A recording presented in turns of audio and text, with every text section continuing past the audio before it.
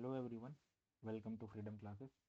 We are discussing about the metal casting process and in this video we are going to start the topic of ingate. तो देखेंगे ingate जो है वो किस तरीके से डिज़ाइन करे जाते हैं एंड अलग अलग जो टाइप्स हैं डिज़ाइनिंग के ingate के वो देखेंगे. ओके, सो डेफिनेशन या स्टेटमेंट के अकॉर्डिंग समझते हैं कि ingate का क्या फंक्शन होता है. तो ingate जो होता है उसके थ्रू जो हमारा मोल्टन मेटल है ट्रेवल करता है एंड उसके बाद जो हमारा मोल्टन मेटल कैविटी के अंदर गिरता है. डायग्राम के हेल्प से समझाता हूँ मैं.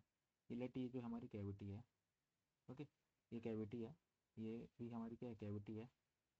तो क्या होता है यहाँ पर इनगेट की अगर बात करें तो ये क्या हमारा इनगेट है. इनगेट जो है वो किससे कनेक्ट रहता है, रनर से कनेक्ट रहता है. ये जो हमारा रनर है एंड मैं इसको बोल सकता हूँ ये जो है ये क्या है, रनर एक्सिस है, रनर एक्सिस. ओके, एंड ये जो है ये हमारा इनगेट एक्सिस है, इनगेट एक्सिस. ओके, सिमिलरली इस डायग्राम में भी क्या है, हमारे पहले रनर लगा हुआ है यहाँ पर, ये रनर एक्सिस हो गया, रनर एक्सिस. एंड ये जो है ingot axis, ingot axis. Okay, आगे पीछे जो है अच्छे से क्लियर होगी. अब क्या होता है समझते हैं थोड़ा सा इसको. सो अब मैं बात करूँ यहाँ पर कि जो रनर है वो पहले कनेक्ट रहता है, उसके बाद इनगेट एंड उसके बाद कैविटी. ओके, तो जो हमारा लिक्विड मेटल है, मोल्टन मेटल जो है वो रनर से होता हुआ सीधा सीधा गेट से होता हुआ हमारा जाता है कैविटी के अंदर. तो इनगेट के थ्रू जो है कैविटी में मेटल जाता है. सिमिलरली यहाँ पर भी ऐसे ही होता है, बट यहाँ पर देखा जाए रनर जो है वो ऊपर की साइड कनेक्टेड है एंड इनगेट जो है वो नीचे की साइड कनेक्टेड है. ओके, एंड इसमें जो है वो इनगेट ऊपर की साइड है एंड रनर जो है वो नीचे की साइड है. तो इसका डिज़ाइनिंग का मेन रीज़न ये है कि होता है क्या है कि जब लिक्विड मेटल जो है इनगेट के थ्रू जाता है, तो अब मैं बात करूँ उस मोल्टन मेटल में बहुत सारी इम्प्योरिटीज़ होती हैं. ओके, तो मोल्टन मेटल में इम्प्योरिटीज़ होती हैं जो कि हाई डेंसिटी इम्प्योरिटीज़ होती हैं एंड लो डेंसिटी इम्प्योरिटीज़ होती हैं. ठीक, तो जब हम बात करेंगे लो डेंसिटी इम्प्योरिटीज़ की, तो जो लो डेंसिटी इम्प्योरिटीज़ होती हैं वो मोल्टन मेटल के ऊपर क्या करेंगी, फ्लोट करेंगी. ओके, क्यों, क्योंकि उनकी जो डेंसिटी है वो क्या है, लो है as compare to metal. Okay, जो हमारा मेटल जिससे हम कास्टिंग कर रहे हैं उस मेटल की. ठीक, तो जो लो डेंसिटी मेटल है वो फ्लोट करेगा तब जब इस पैसेज के थ्रू होता हुआ जाएगा, इसमें रनर के थ्रू होता हुआ जाएगा इन गेट में, और इन गेट से सीधा जाएगा हमारा कैविटी के अंदर. तो जब ये जाएगा तो लो डेंसिटी इम्प्योरिटीज जो हैं वो क्या होंगी, वो ऊपर फ्लोट करेंगी मेटल के ऊपर. तो फ्लोट करेंगी कहीं ना कहीं, वो जो है रनर में ट्रैप हो जाएंगी इस तरीके से. तो ये जो हमारी क्या है, लो डेंसिटी इम्प्योरिटीज है, लो डेंसिटी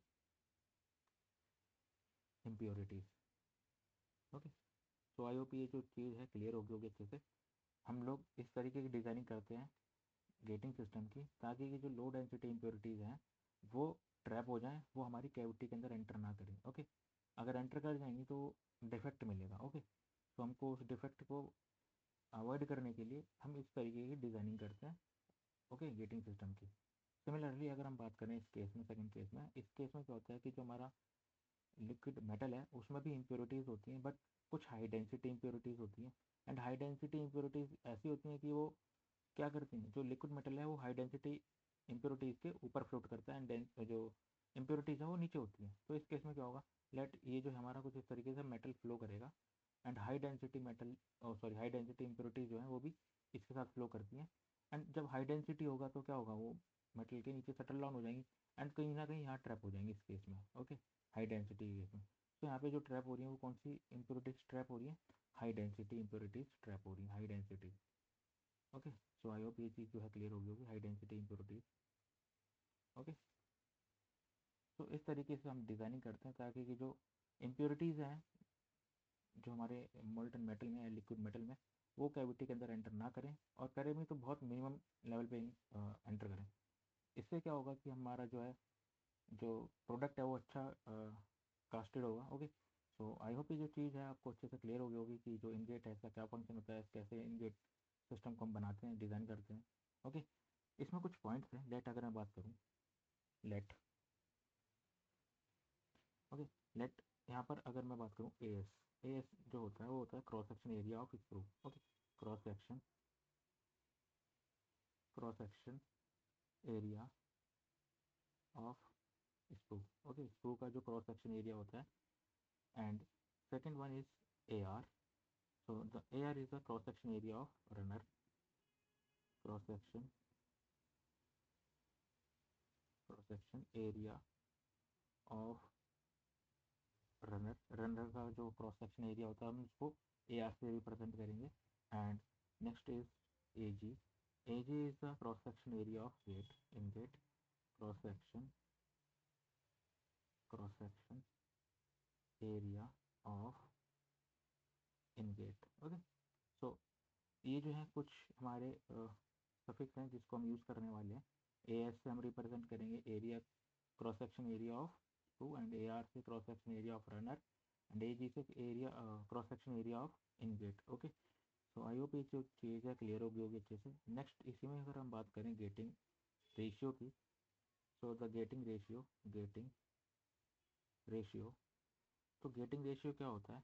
ये रेशियो होता है किस किस का? रेशियो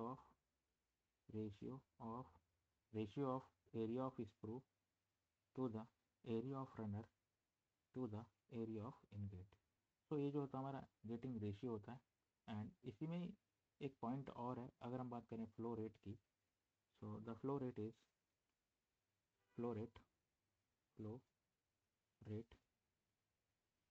तो जो फ्लो रेट होता है वो क्या होता है, हमने ये पहले ही पढ़ चुके हैं. Minimum area, okay, minimum area into maximum velocity of the liquid metal. तो ये जो हमारा होता है फ्लो रेट होता है. एंड एरिया मिनिमम की अगर हम बात करें, मिनिमम एरिया की, तो मिनिमम एरिया हम किसको लेते हैं? मिनिमम एरिया इक्वल टू, एक मिनट रुकना अगर आप हटा दीजिए कर दूँ.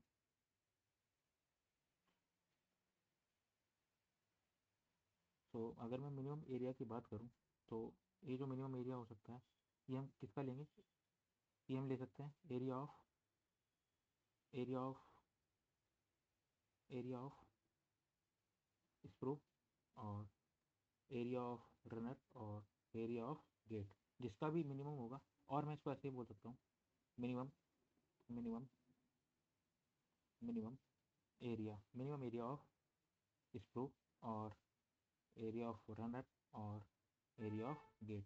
सो जिसका भी मिनिमम होगा हम ए मिनिमम उसका लेंगे. एंड मिनिमम एरिया को हम क्या बोलते हैं? मिनिमम एरिया को बोलते हैं हम चोक एरिया. ओके. ए सी से हम इसको रिप्रेजेंट करेंगे. And this is our choke area. I hope ये जो चीज़ है क्लियर होगी. एंड इसी में अगर हम बात करें फ्लो रेट की, तो फ्लो रेट क्या हो जाएगा? फ्लो रेट हो जाएगा हमारा choke area, A C choke area into maximum velocity. And choke area जो है वो क्या ले सकते हैं हम?